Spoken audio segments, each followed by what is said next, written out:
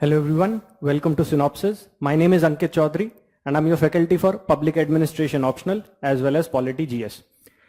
As you all know, हमारी MSGP की series चल रही है जहां पे हम प्रीवियस ईयर क्वेश्चन जो प्रीलिम्स में आए हैं उन्हें सब्जेक्ट वाइज डिस्कस करते हैं और देखते हैं कैसे आप उनके आंसर डिडक्ट कर सकते हैं। इस वीडियो में हम पॉलिटी के जो आपके क्वेश्चंस हैं उनको डिस्कस करने वाले हैं। तो चलिए स्टार्ट करते हैं। 2020 में एक क्वेश्चन आया है, a constitutional government by definition is. तो यहां पे आपसे पूछा गया है कॉन्स्टिट्यूशनल गवर्नमेंट क्या होती है अपने आप में।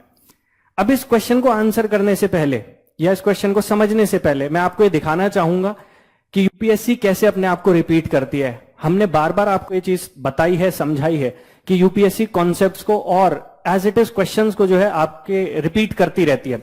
अब आप देखो 2020 में ये क्वेश्चन आया है, वहीं आप ये देखो 2014 का क्वेश्चन है और क्वेश्चन देखना, a constitutional government is one. तो सेम कॉन्सेप्ट, सेम ही चीज पूछ रहे हैं, अलग तरीके से पूछ रहे हैं कि कॉन्स्टिट्यूशनल गवर्नमेंट अपने आप में क्या होती है।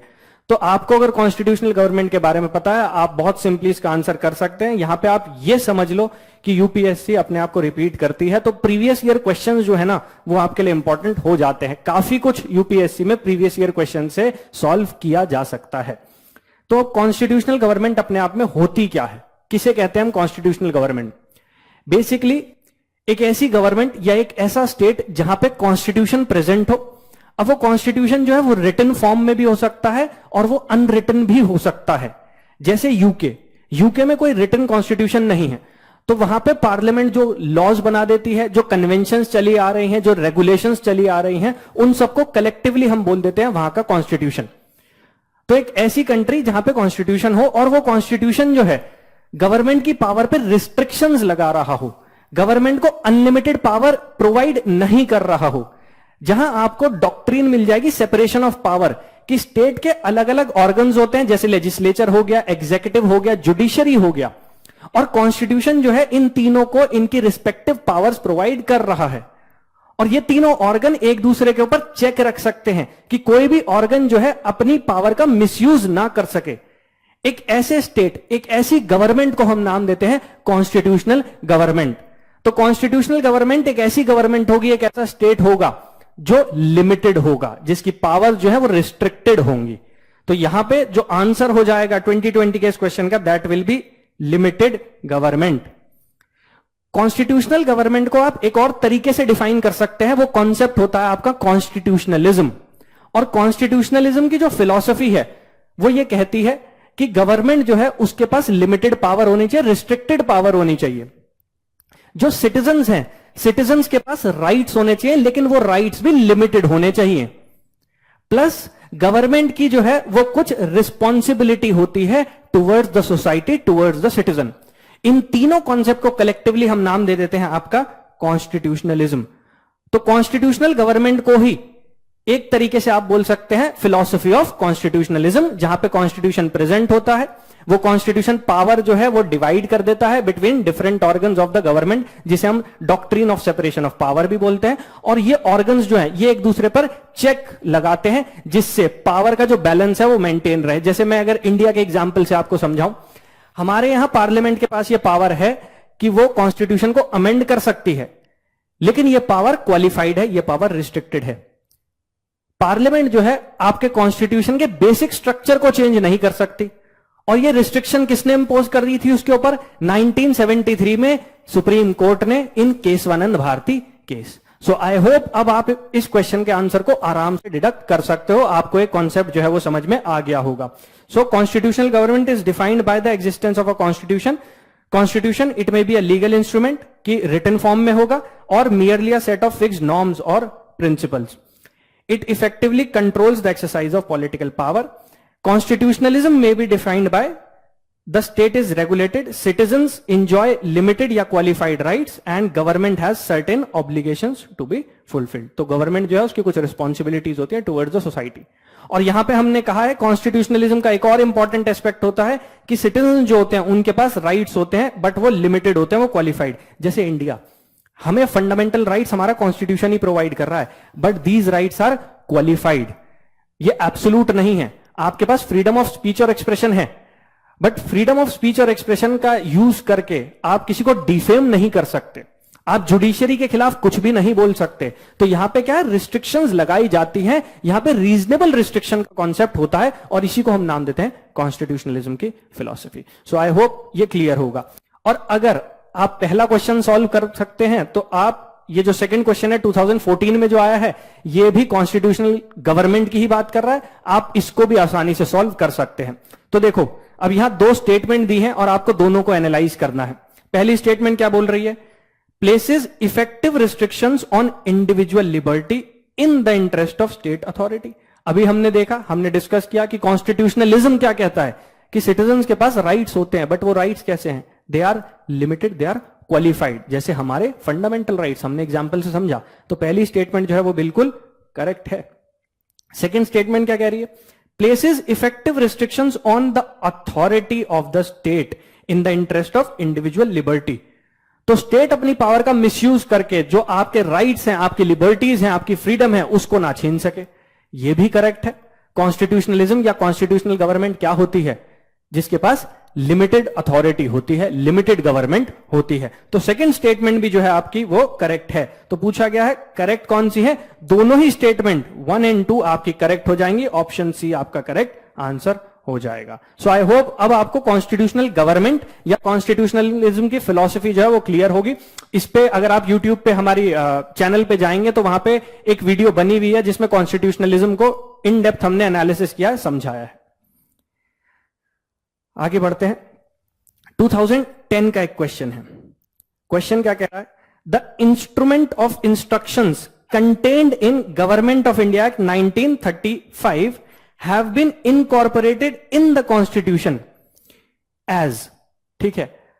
तो ये कह रहे हैं 1935 में जो आपका गवर्नमेंट ऑफ इंडिया एक्ट आया था उसमें एक पोर्शन था, एक पार्ट था जिसको कहा गया था इंस्ट्रूमेंट ऑफ इंस्ट्रक्शंस। उसी को हमने हमारे कॉन्स्टिट्यूशन में ऐड कर लिया है, बट किस नाम से किया है, किस तरीके से किया है, बेसिकली ये पूछ रहे हैं आपसे। तो आपको यहां पे पहले तो ये पता होना चाहिए इंस्ट्रूमेंट ऑफ इंस्ट्रक्शन है क्या। वैसे तो देखो क्वेश्चन डायरेक्ट है, सिंपल है, इसका आंसर हो जाएगा आपका DPSP, directive principles of state policy, that is option B. जिन्हें नहीं पता है इंस्ट्रूमेंट ऑफ इंस्ट्रक्शन क्या है, मैं आपको थोड़ा सा उसके बारे में बता देता हूं।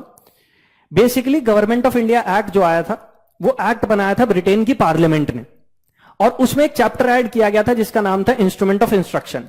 ये बेसिकली इंस्ट्रक्शंस थी, गवर्नर जनरल या वायसरॉय हो गए और जो यहां पे ब्रिटिश इंडियन प्रोविंस थे उनमें जो गवर्नर थे उनके लिए इंस्ट्रक्शंस थी कि कैसे प्रोसेस ऑफ गवर्नेंस को आगे बढ़ाना है, कैसे इंडिया को गवर्न करना है। तो यहां पे एक तरीके से आप जो आपके वायसरॉय थे या गवर्नर थे आपके प्रोविंसेस के, उनको डायरेक्टिव्स दिए गए थे, उनको एक तरीके से गाइडलाइंस प्रोवाइड की गई थी उस गवर्नमेंट ऑफ इंडिया एक्ट में, और वो किसने की थी, वो ब्रिटिश पार्लियामेंट ने की थी। उसको नाम दिया गया था आपका इंस्ट्रूमेंट ऑफ इंस्ट्रक्शन। अब हमारे कॉन्स्टिट्यूशन में भी तो इंस्ट्रक्शन दी गई हैं, हमारे कॉन्स्टिट्यूशन में भी तो डायरेक्टिव दिए गए हैं। आपकी लेजिस्लेटिव असेंबली पार्लियामेंट हो गई उन्हें, और आपकी जो स्टेट गवर्नमेंट या हमारी सेंट्रल गवर्नमेंट है उन्हें, वो किसमें दिए गए हैं, वो दिया गया है आपका पार्ट 4 जो है कॉन्स्टिट्यूशन का उसमें, और वो पार्ट 4 किससे डील करता है, आपका डीपीएसपी से। तो बेसिकली इंस्ट्रूमेंट ऑफ इंस्ट्रक्शन जो है उन्हीं का एक मॉडिफाइड वर्जन, उन्हीं की एक मॉडिफाइड फॉर्म जो है हमारे कॉन्स्टिट्यूशन में ऐड की गई है by the name of DPSP, directive principle of state policy. हमारे डीपीएसपी भी जो है वो भी डायरेक्टिव है, वो भी गाइडलाइन है हमारे स्टेट के लिए, हमारी गवर्नमेंट के लिए, कि जब वो कोई पॉलिसी बनाए, जब वो कोई लॉ पास करें तो उसमें इन प्रोविजंस का ध्यान रखें। और डीपीएसपी का जो मेन एम है वो भी ध्यान रखना, वो है वेलफेयर स्टेट को एस्टैब्लिश करना, वो है सोशियो इकोनॉमिक स्टेट या सोशियो इकोनॉमिक डेमोक्रेसी जो है उसको एस्टैब्लिश करना, इक्वालिटी लेकर आना सोसाइटी में, ये इसका बेसिक एम होने वाला है। So DPSP directive principle resemble the instrument of instruction enumerated in Government of India act 1935। और बी.आर. अंबेडकर साहब ने यह बोला भी था कि डीपीएसपी जो है वो इंस्ट्रूमेंट ऑफ इंस्ट्रक्शन को ही रिजेंबल कर रहे हैं। तो उन्होंने क्या कहा था, directive principles are like instrument of instruction which were issued to the governor general of India by the British government under the Government of India act 1935. What is called directive principles is merely another name for instrument of instruction. और मैंने आपको बता दिया उनका basic M, main M क्या है, welfare state को establish करना। So they are instructions to legislature and executive to establish a welfare state. They denote the ideals that the state should keep in mind while formulating the policies and enacting law। तो जब भी कोई policy बनाएगा state, जब भी कोई policy government या parliament बनाएगी, स्टेट लेजिस्लेचर्स बनाएंगी, तो उन्हें इन डायरेक्टिव्स को, इन आइडियल्स को दिमाग में रखना है। ऑल राइट, नेक्स्ट है क्वेश्चन नंबर 4, फैक्चुअल क्वेश्चन है। अब देखो पॉलिटी के साथ एक अच्छी बात भी है और बुरी बात भी, आप इसे कह सकते हो। पॉलिटी में जो क्वेश्चन आते हैं ना वो फैक्चुअल होते हैं, वहां पे आपको ज्यादा अप्लाई नहीं करना है कॉन्सेप्ट, आपको ज्यादा एनालिसिस नहीं करना है स्टेटमेंट की, वो फैक्चुअल ज्यादा होते हैं। तो अगर आप फैक्ट्स को जानते हो, आपने पॉलिटी को अच्छे से पढ़ा है, आपको अपने फैक्ट्स के बारे में पता है, तो आप इन क्वेश्चन को बहुत आसानी से अटेम्प्ट कर सकते हो। और यही उसकी बुरी बात भी है कि आपको बहुत सारे फैक्ट्स जो है वो ध्यान में रखने पड़ते हैं। तो पॉलिटी जब भी पढ़ो ये ध्यान रखना, क्वेश्चन जो आने वाले हैं वो ज्यादातर फैक्चुअल होने वाले हैं, और अगर आपको फैक्ट्स पे पकड़ है, आपको फैक्ट्स ध्यान है, तो आप उन क्वेश्चन को आसानी से अटेम्प्ट कर लोगे।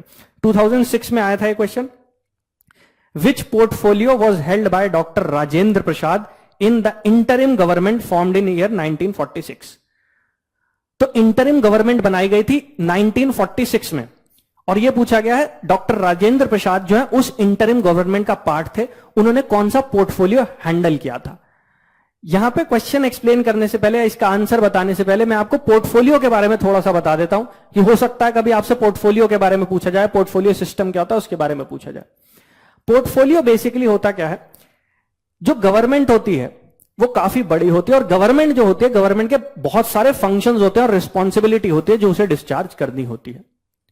अब सारे फंक्शंस और रिस्पॉन्सिबिलिटी डिस्चार्ज करने के लिए क्या किया जाता है, आपकी गवर्नमेंट को अलग अलग पार्ट्स में ब्रेक कर दिया जाता है।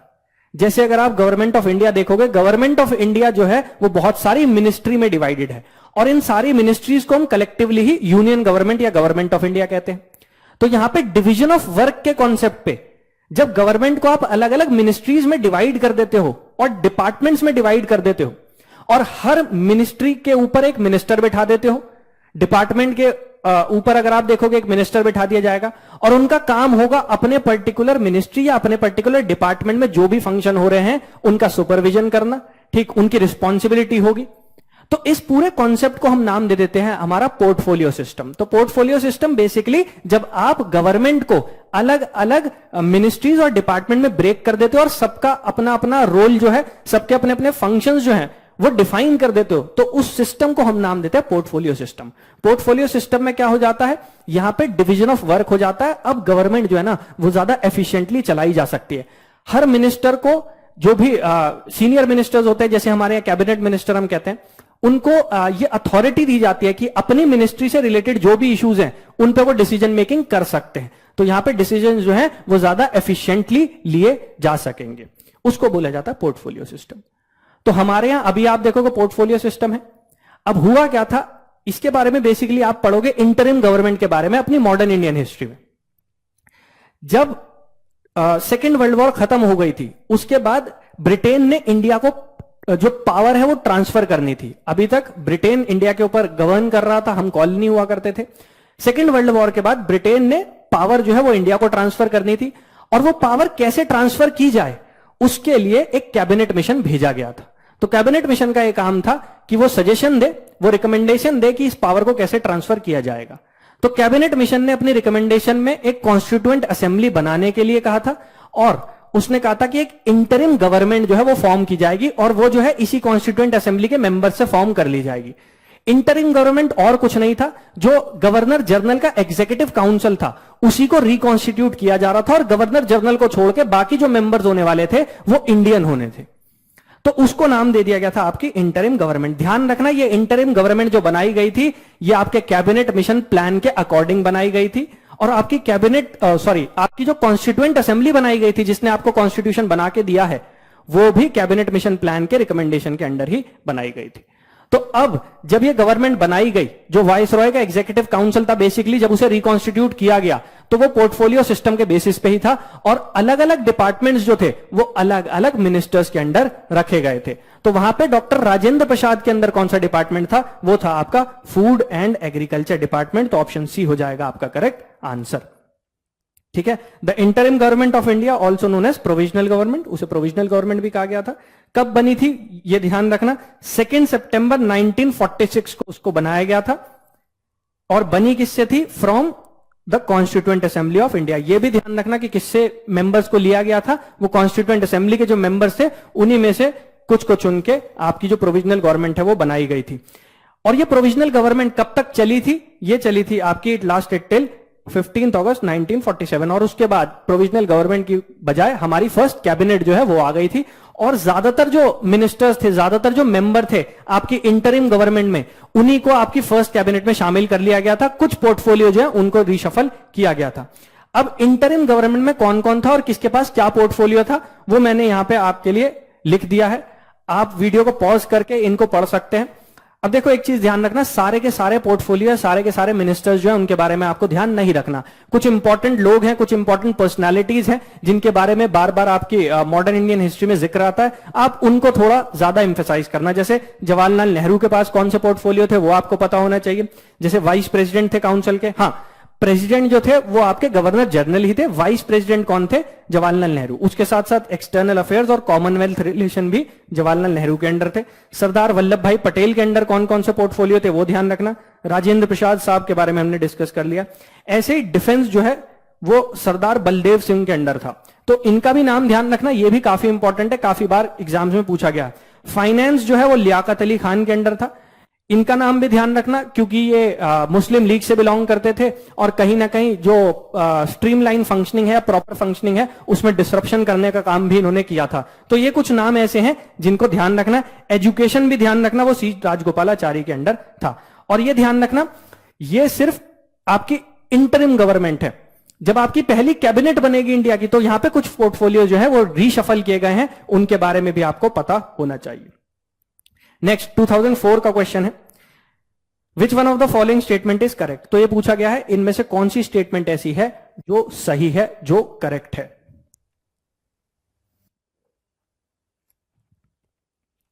अब देखो 4 स्टेटमेंट है, उनका एनालिसिस कर लेते हैं। सबसे पहली स्टेटमेंट क्या है? पहले तो इसका आंसर जो है वो ए ही हो जाएगा। जो ए स्टेटमेंट है आपकी वही करेक्ट है। अब स्टेटमेंट क्या है? The constituent assembly of India was elected by provincial assembly in the year 1946। Actual में ये सही है।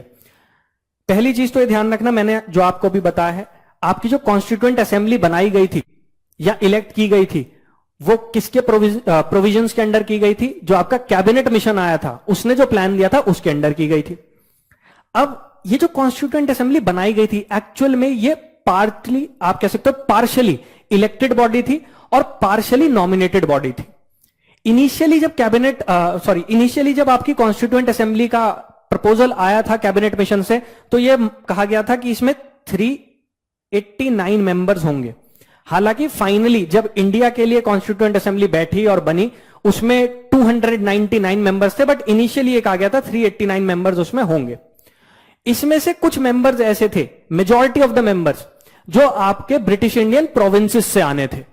लगभग आपके 296 मेंबर्स जो हैं वो आपके ब्रिटिश इंडियन प्रोविंसेस से आने थे।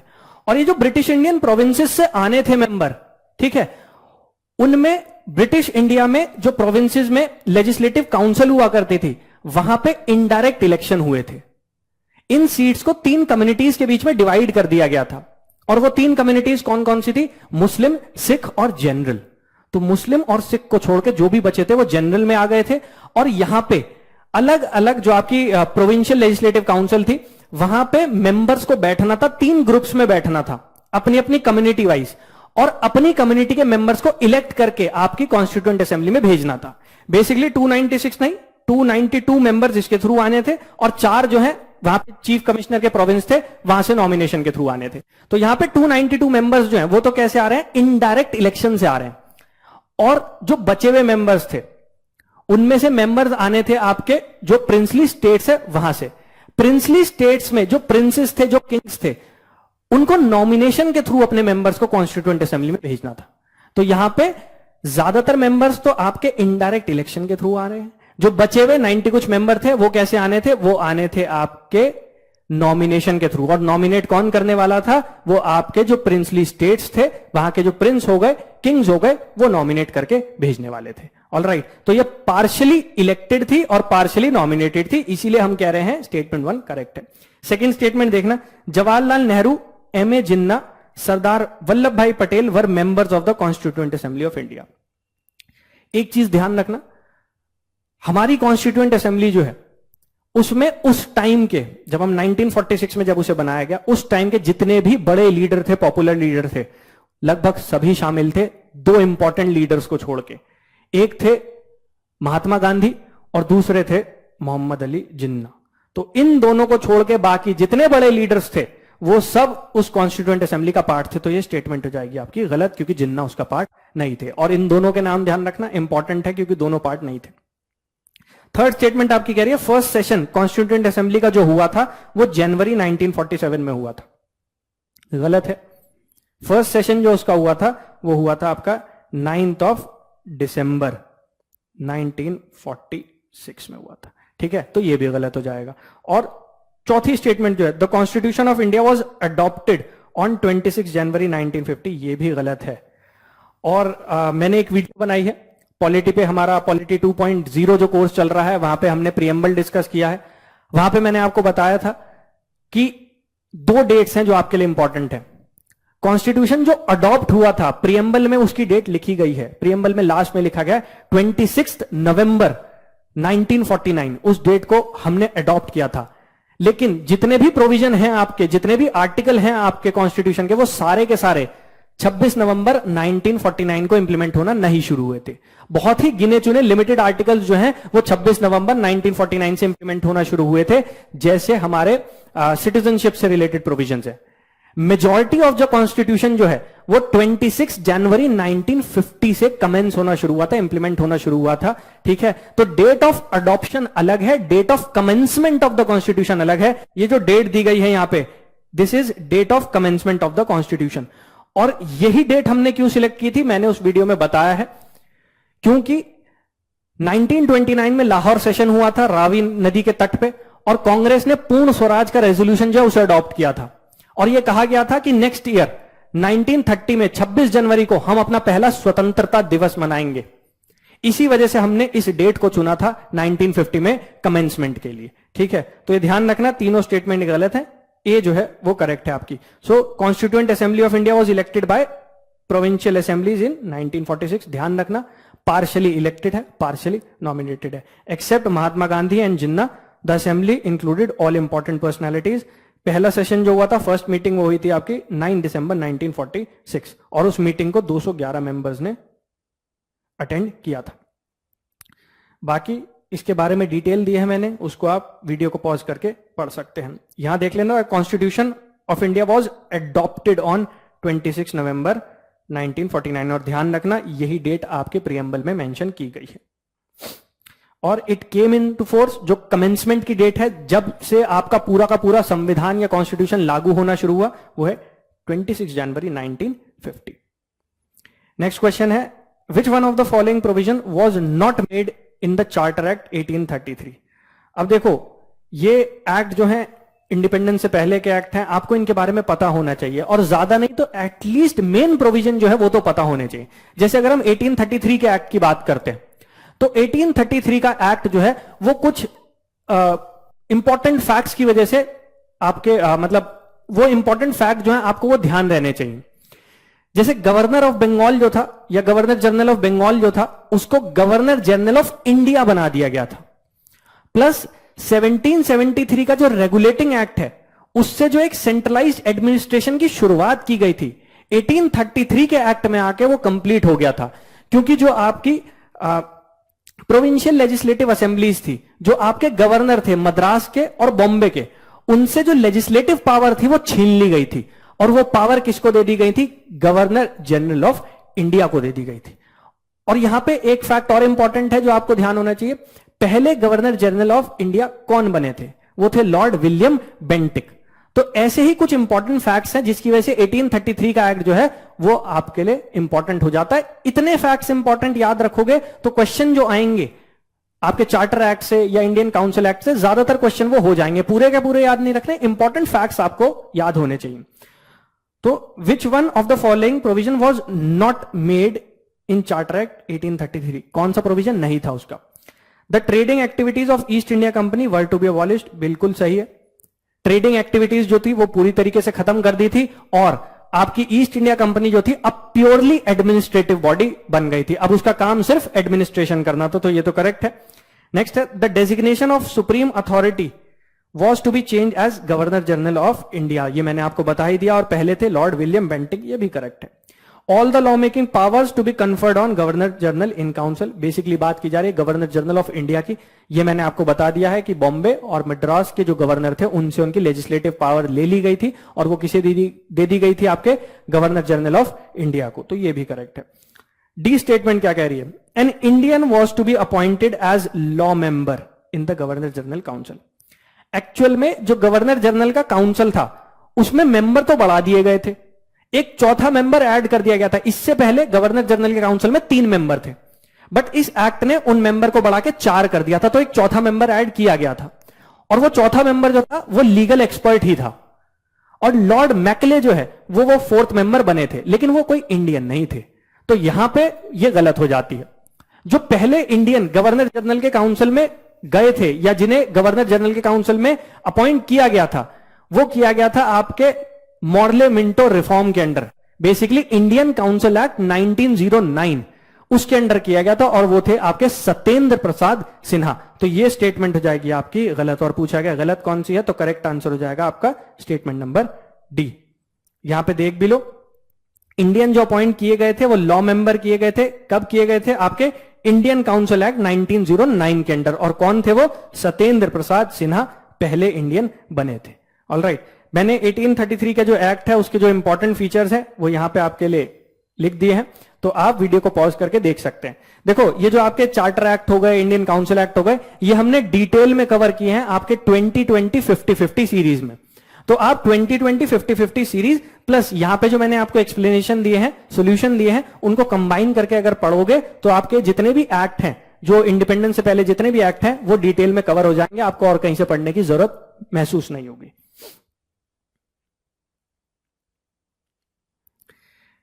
सेवेंथ क्वेश्चन, अब सेवेंथ क्वेश्चन क्या कह रहा है? ये 2002 में आया था। विच one of the following acts of British India, अब दोबारा से ब्रिटिश इंडियन एक्ट की बात हो रही है, strengthened viceroy's authority over his executive council by substituting portfolio और departmental system for corporate functioning. Basically ये क्वेश्चन ये पूछ रहा है आपसे कि पोर्टफोलियो सिस्टम जो आया था इंडिया में वो किस एक्ट के थ्रू आया था। अब पहले तो ये ध्यान रखना, पोर्टफोलियो सिस्टम मैंने आपको समझा दिया है, पहले तो ये ध्यान रखना पोर्टफोलियो सिस्टम जो इंट्रोड्यूस किया था इंडिया में वो किया था लॉर्ड कैनिंग ने, और ईयर था आपका 1859। तो यहां पे 1859 में लॉर्ड कैनिंग ने इंट्रोड्यूस कर दिया था, but officially through an act of British parliament. ये कब किया गया था? ये किया गया था आपका इंडियन काउंसिल एक्ट 1861। तो इंडियन काउंसिल एक्ट 1861 में ये प्रोविजन था कि पोर्टफोलियो सिस्टम जो है वो इंट्रोड्यूस किया जाएगा। अगर आपसे ये पूछा जाए किसने इंट्रोड्यूस किया था सबसे पहले, तो जवाब हो जाएगा आपका लॉर्ड कैनिंग 1859 में। अब यहां मैं सारे एक्ट्स की डिटेल में नहीं जा रहा हूं, बहुत ज्यादा डिटेल में जाना हो जाएगा। मैंने आपके लिए यहां पे मेन प्रोविजन जो है एक्ट्स के लिख दिए हैं, आप अपनी तरफ से उन्हें पढ़ लेना। अब देखो, ऐसे क्वेश्चन जो है ना, ये आप तभी अटेम्प्ट कर सकते हो जब आपको एक्ट्स के बारे में थोड़ी नॉलेज हो। मैं फिर कह रहा हूं, बहुत ज्यादा डिटेल में नहीं जाना है, जो मेन बेसिक प्रोविजंस होते हैं आपको उतना ध्यान होना चाहिए। जैसे 1861 का जो एक्ट है वो आपका पोर्टफोलियो सिस्टम की वजह से जाना जाता है, प्लस इंडियंस जो हैं उनको एसोसिएट किया गया था in the process of governance, वो उसके लिए भी जाना जाता है। तो कौन वो इंडियंस थे जिन्हें एसोसिएट किया था, आपको उसके बारे में भी थोड़ी नॉलेज होनी चाहिए। So Lord Canning introduce portfolio system 1859 में। मेन फीचर्स जो है वो मैंने लिख दिए हैं, आप पढ़ लीजिएगा।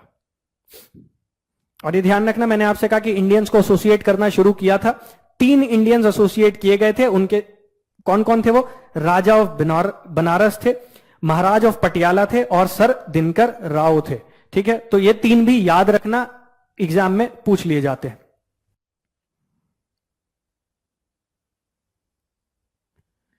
नेक्स्ट आ जाते हैं, क्वेश्चन 8 क्या कह रहा है। 2002 में क्वेश्चन आया हुआ है।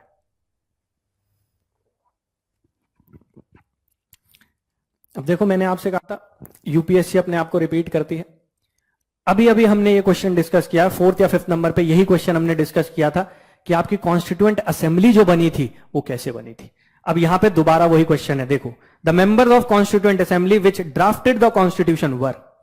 तो मैंने आपको समझाया था पार्शियली इलेक्टेड थे और पार्शियली नॉमिनेटेड थे, और जो इलेक्शन हुआ था मैंने आपको उसका प्रोसेस भी समझा दिया था कि जो आपके ब्रिटिश इंडियन प्रोविंसेस हैं, ब्रिटिश इंडियन प्रोविंसेस में जो आपके लेजिस्लेटिव काउंसिल थे, वहां पे जो मेंबर्स थे उन्होंने वोटिंग की थी, 3 ग्रुप में बैठ के की थी, कम्युनिटी वाइज जो है डिवाइड सीट्स कर दी गई थी। तो इसका आंसर हो जाएगा आपका option C, elected by legislative assemblies of various provinces. ध्यान रखना, पार्शियली इलेक्टेड है, पार्शियली आपकी नॉमिनेटेड है। सबसे करेक्ट जो हमें ऑप्शन दिख रहा है हम उसके साथ जाएंगे।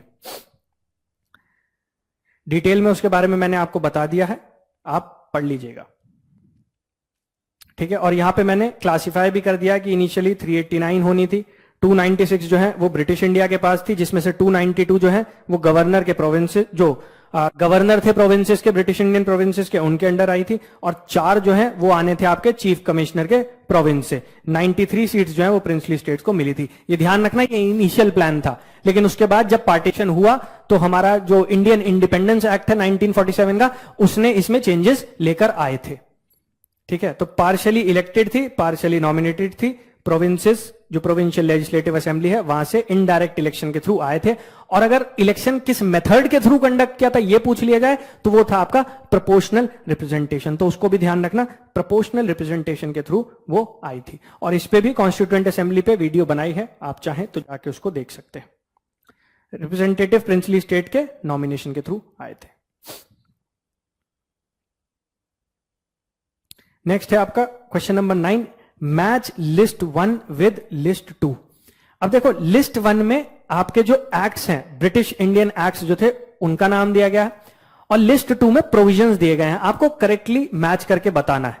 ऑलराइट, अब फिर से अगर आपको उन एक्ट्स के बारे में बेसिक जानकारी, अब देखो मैं आपको समझाऊंगा, यहां पे बेसिक नॉलेज के थ्रू ये क्वेश्चंस जो है वो किए जा सकते हैं।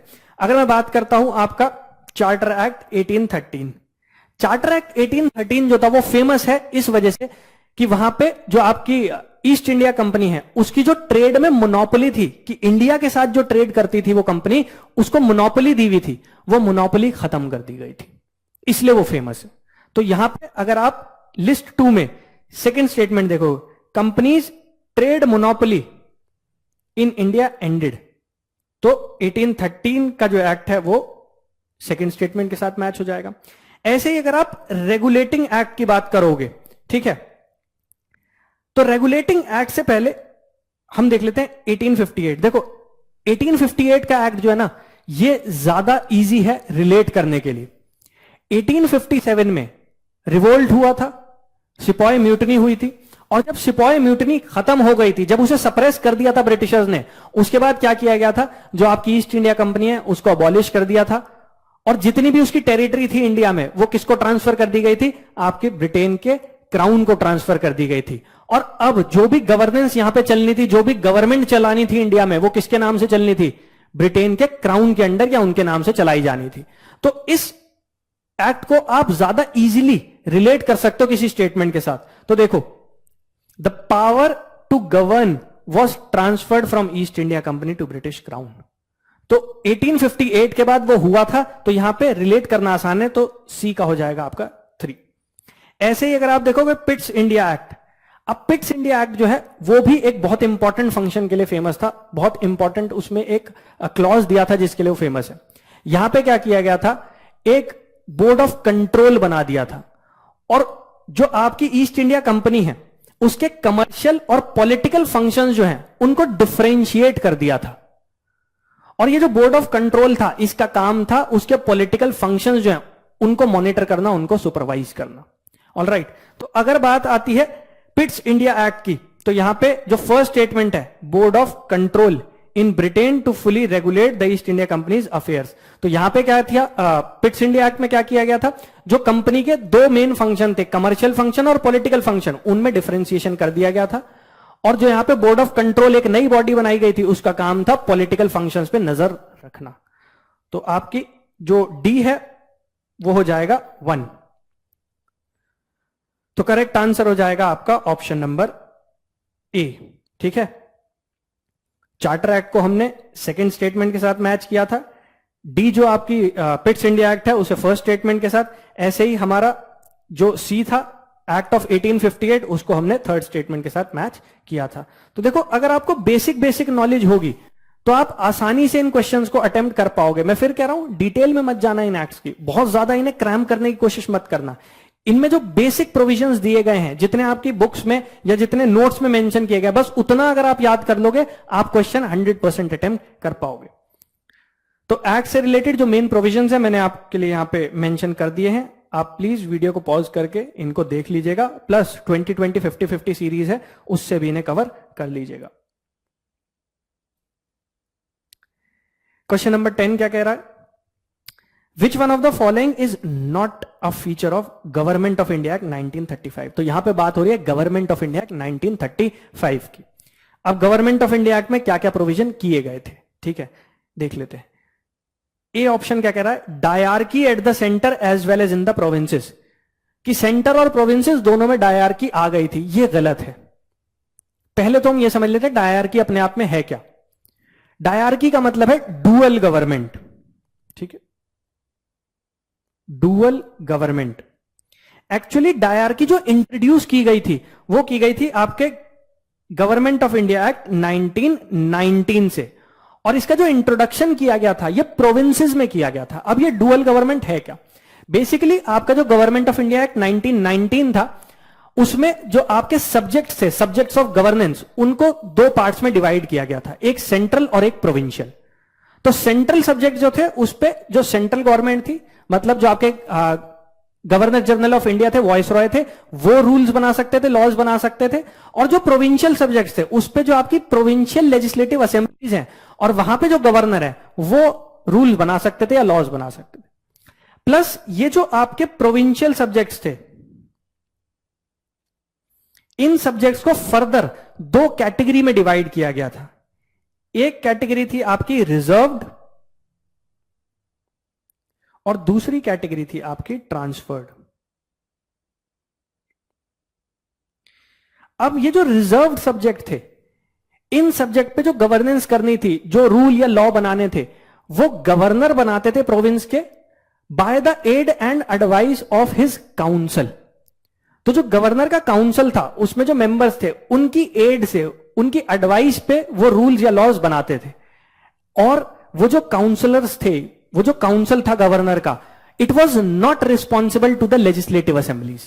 तो यहां पे जो रिजर्व सब्जेक्ट है उन पे जो भी रूल मेकिंग या लॉज बनाए जा रहे हैं, उसके मैटर में जो काउंसिल है वो रिस्पॉन्सिबल नहीं है लेजिस्लेटिव असेंबली के, वो जवाबदेह नहीं है। वहीं जो आपके ट्रांसफर्ड सब्जेक्ट थे उन पे जो रूल बनाते थे, उन पे जो लॉज बनाते थे गवर्नर वहां के प्रोविंसेस के, वो बनाते थे मिनिस्टर्स की एडवाइस पे। और ये मिनिस्टर्स जो थे they were responsible to the legislative assemblies, जो वहां पे उस टाइम काउंसिल चल रहे थे उनके प्रति वो जवाबदेह थे। इस सिस्टम को हमने नाम दिया था डायरकी। अब देखो यहां पे डुअल गवर्नमेंट हो गई।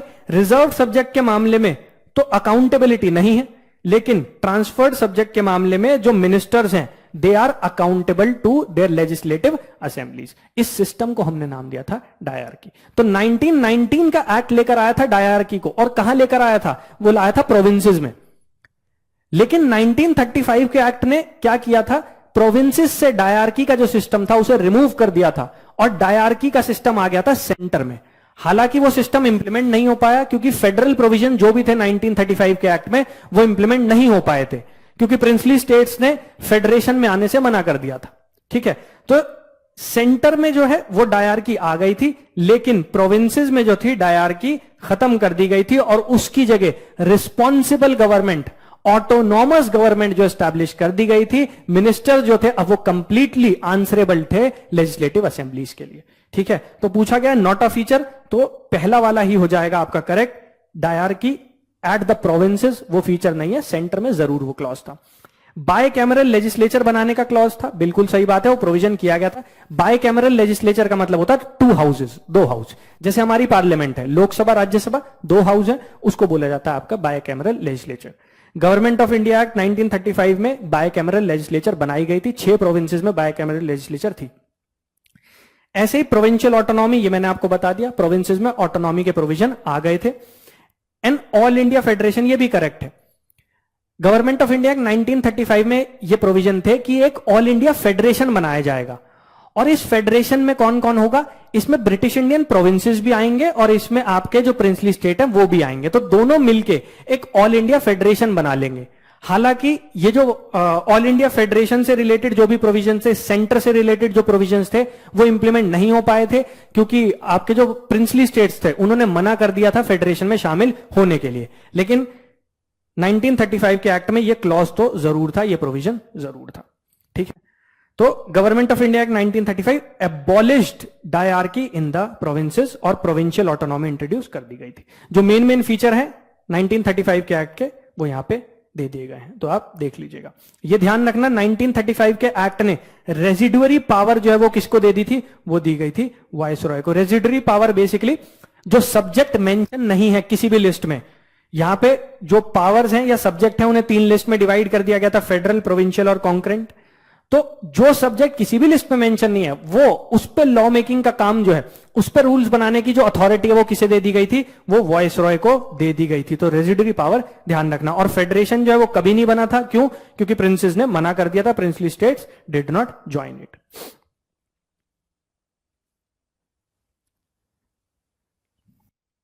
नेक्स्ट क्वेश्चन नंबर 11 क्या कह रहा है, the most short lived of all the Britain's constitutional experiment in India was.